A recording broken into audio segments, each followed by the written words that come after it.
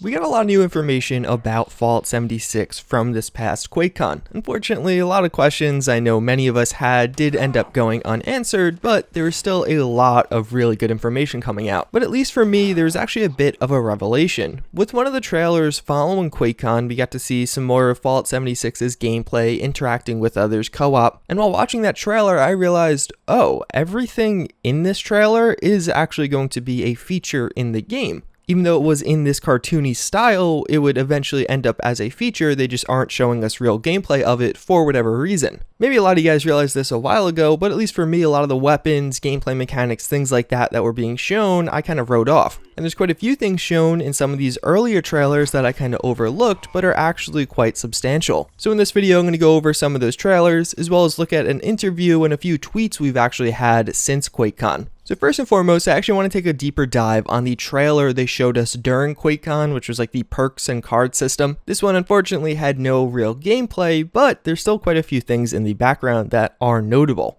As you see everyone walking out of the vault, there's two things to note. First and foremost, seemingly hammers will be a weapon in Fallout 76, but then also whatever is in the vault girl's hand right there. It looks like an R91, that of course being the AR from Fallout 3. We have a Fallout 4 mod that brings it back into the game, and it's particularly awesome. But there are also a few visual differences between the R91 and what's actually in this person's hand, but either way, it looks like an AR of some sort, and for that reason, I'm pretty hyped for it. This trailer has appeared in quite a few of the trailers, and we've definitely gotten a good look at it. Last time I think I incorrectly called it a 1911 or a 45 pistol from Fallout New Vegas. In reality, I think it looks way more close to the 9mm pistol from Fallout New Vegas. Just the color scheme is way more akin to what the 9mm looked like than what the 45 looked like. But either way, some kind of semi-automatic pistol coming in Fallout 76 will make a lot of people happy. And then we get the Grognak crew, but also we get that sword. We've had Grognak the Barbarian's axe in previous games, but we really haven't had any swords that look quite like that one, like a barbarian sword of some sort. This part's pretty interesting. Here we have a rifle of some sort. It's either going to be the black powder rifle or the flintlock rifle. Those are actually two separate types of rifles we're getting in Fallout 76. That has been confirmed, and I've actually made videos looking at all the weapons, but far more interesting right next to that is actually that revolver. So I looked through a bunch of images from previous Fallout games of the different pistols in them, and it doesn't really look like any of them. Especially when you get to the barrel aspect of it, it doesn't actually look like it's ballistic, but actually maybe an energy weapon of some sort, maybe some kind of laser revolver. That's been tackled from mods countless times. I've covered quite a few of them, but seeing that in the base game would be pretty unique and rare. Especially with those little yellow tips towards the end, it definitely looks like it's going to be something interesting, and unless I'm totally offbeat here, maybe a totally new weapon in the Fallout franchise. Here we have some kind of mutation that will give you jump height of some kind. It does say the downside is a neurological impairment. What that actually means, I don't know. But something I'd be interested in is if this will actually be an example of one of those mutations that does have a physical characteristic. They've talked about in trailers past and interviews that mutations, at least some of them, will actually change your character's appearance. That's something thus far we haven't seen any examples of, but maybe this is one of them. I doubt it'd be this extreme, but still interesting.